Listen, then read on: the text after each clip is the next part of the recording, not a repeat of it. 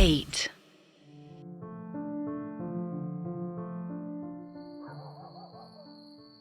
चारों तरफ गुप अंधेरा छाया हुआ था। रात के 1 बज रहे थे और वेदा सरपंच माखनलाल के घर की छत पर खड़े थे। वो आसपास का नजारा देख रहे थे, जहां उन्हें बस जंगल ही जंगल दिखाई दे रहे थे। पेड़ों से, छोटे छोटे पहाड़ों से घिरा हुआ था उनका गांव पिसापुर, और उन्हीं पेड़ों में से वेदा को घूर रहे थे पिशाच, जिनकी संख्या बढ़ती जा रही थी। शायद उन्हें पता चल गया था वेदा के बारे में। कहीं ना कहीं ऐसी शक्तियों का होना आपको ऐसी ताकतों से बचाता तो है, पर वहीं कभी ना कभी फंसा भी देता है, जहां उन्हें आपकी मौजूदगी का एहसास पता चल जाता है। पर वो वेदा के पास नहीं आ रहे थे, बस दूर से ही उन्हें घूर रहे थे।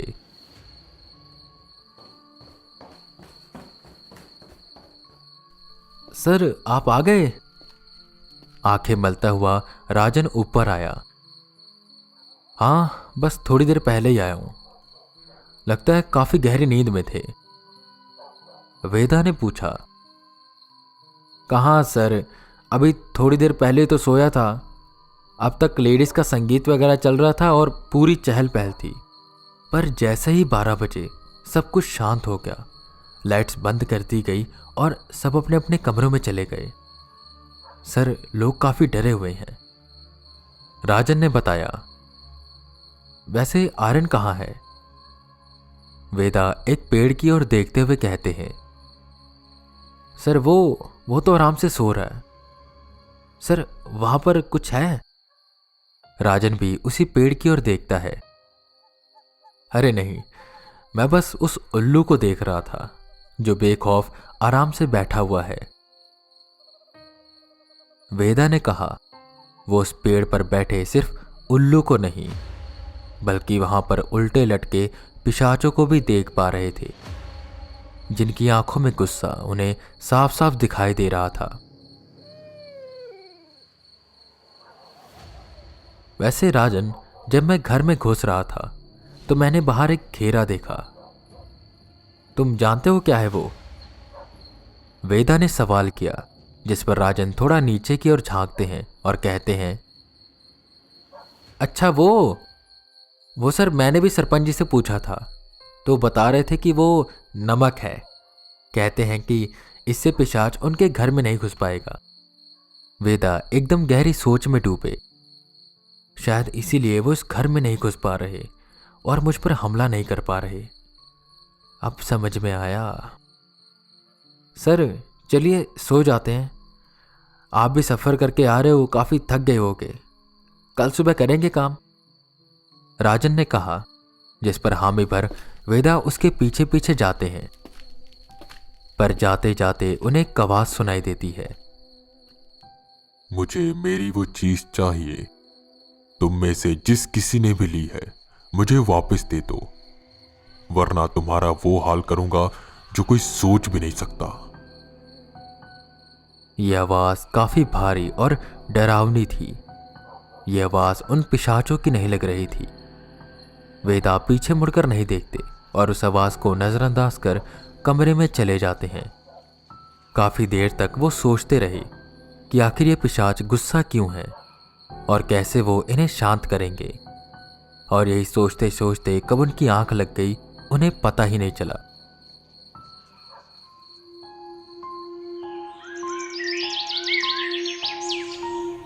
अगले दिन की सुबह हुई। घर में चहल पहल थी, जो कि जाहिर सी बात थी। शादी के घर में चहल पहल होना बहुत आम बात है।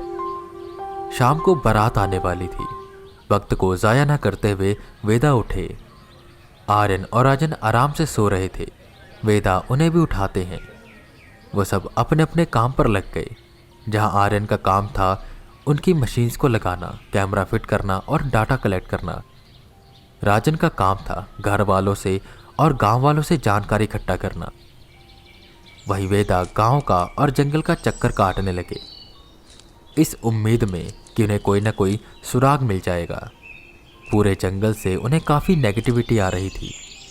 पिशाचों से वो गांव घिरा हुआ था और ऐसे में रात के समय बारात का आना और यहाँ पर टिकना काफ़ी मुश्किल लग रहा था। उन्हें डर था कि कहीं सरपंच की बेटी के साथ कोई अनहोनी ना हो जाए। वहीं वो गांव में यहाँ वहाँ घूम रहे थे जब उन्हें वहीं बारातियों के ठहरने की व्यवस्था कराते हुए सरपंच जी दिखाई दिए। वेदा उनके पास आए।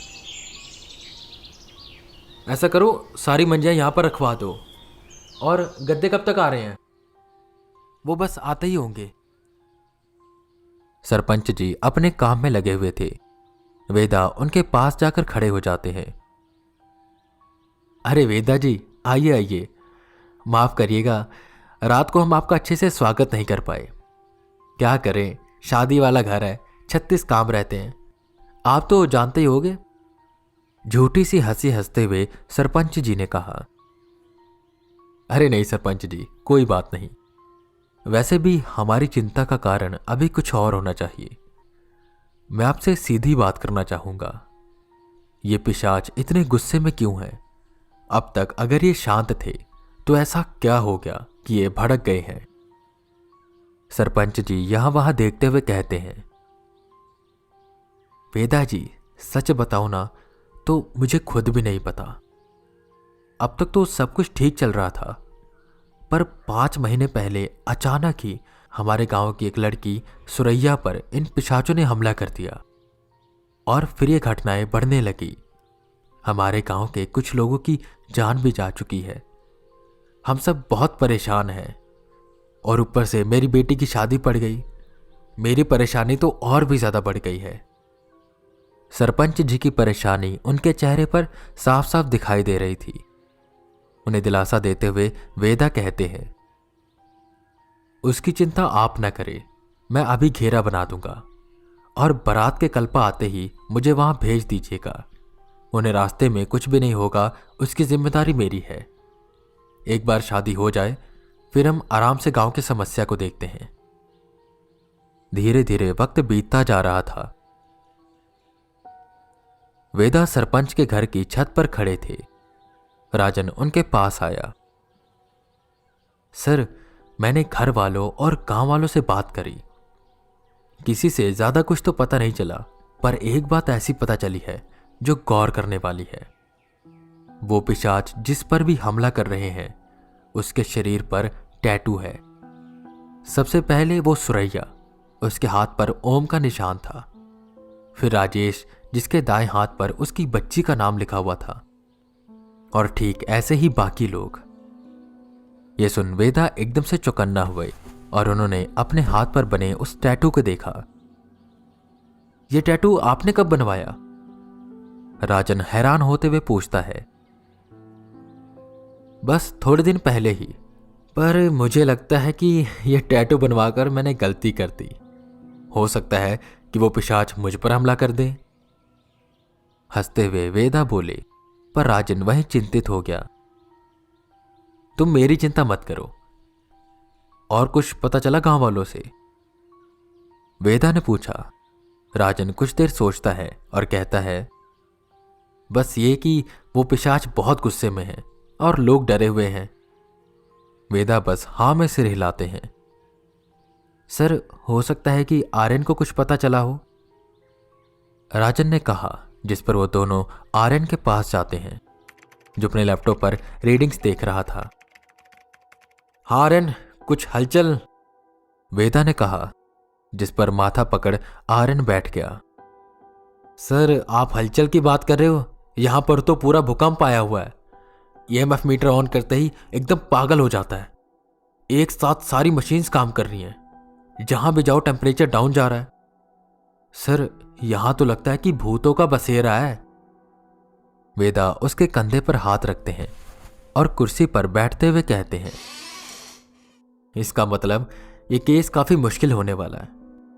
खैर, तुम मुझे ये बताओ कि सबसे ज्यादा रीडिंग्स कहां से आ रही हैं? आर्यन लैपटॉप पर चेक करता है। सर,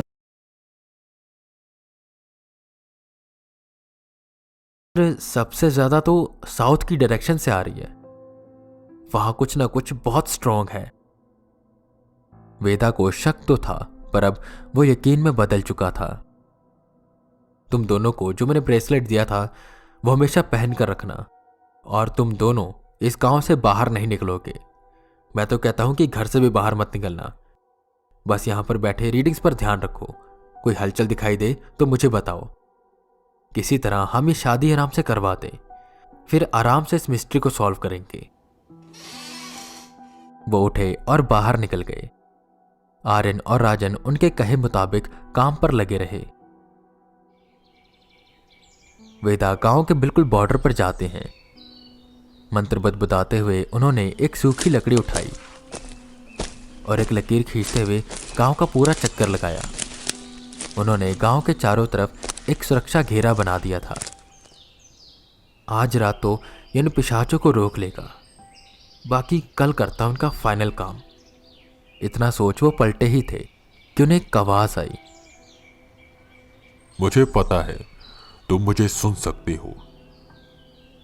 मुझे मेरी वो खास चीज वापस करवा दो, वरना मैं पूरे गांव वालों को सजा दूंगा, सजाए मौत। आवाज में काफी गुस्सा झलक रहा था।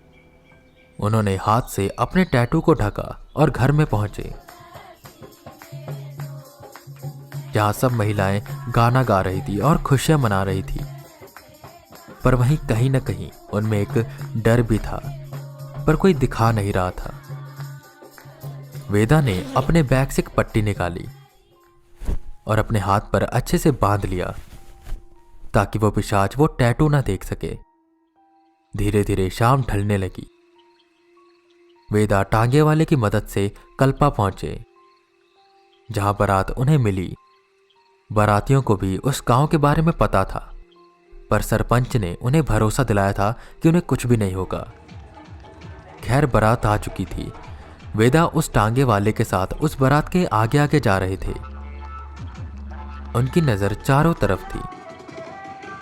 इतनी तो उन्हें भनक थी कि वो पिशाच इस बारात को रोकने की कोशिश जरूर करेंगे, और इसकी वो तैयारी के साथ आए थे।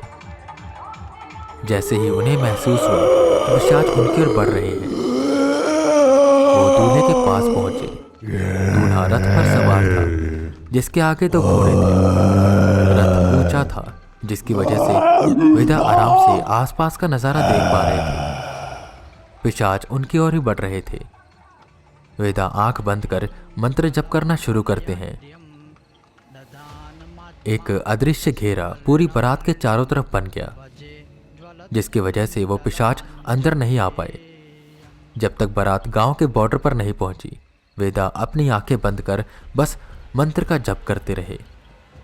इस बीच पिशाच काफी कोशिश कर रहे थे कि वो उस घेरे के अंदर आ जाएं, पर वेदा का घेरा तोड़ पाना इतना आसान काम नहीं था। गांव के अंदर आते ही सबने चैन की सांस ली। सब बारात का स्वागत करने लगे और वेदा गांव के आसपास चक्कर लगाते हुए ये देखने लगे कि कहीं कोई पिशाच तो अंदर नहीं आ गया। उतनी देर में वेदा को फोन आया।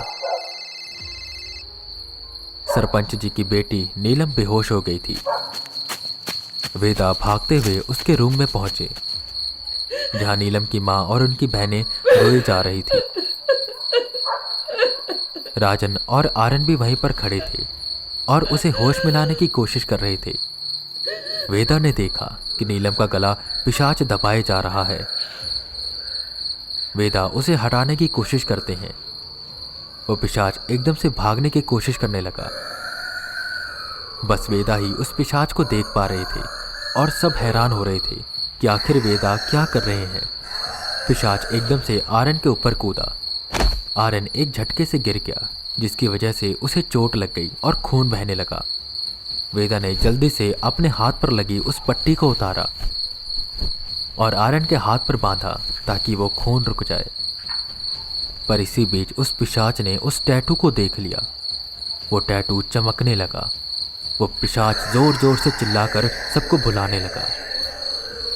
वेदा एकदम से डर गए, क्योंकि उन्हें एहसास होने लगा कि उनकी ओर कोई बहुत ही शक्तिशाली ताकत बढ़ते हुए आ रही है, और उसके साथ साथ ढेर सारे पिशाच भी हैं। अब क्या होगा उन्हें कुछ भी समझ नहीं आ रहा था।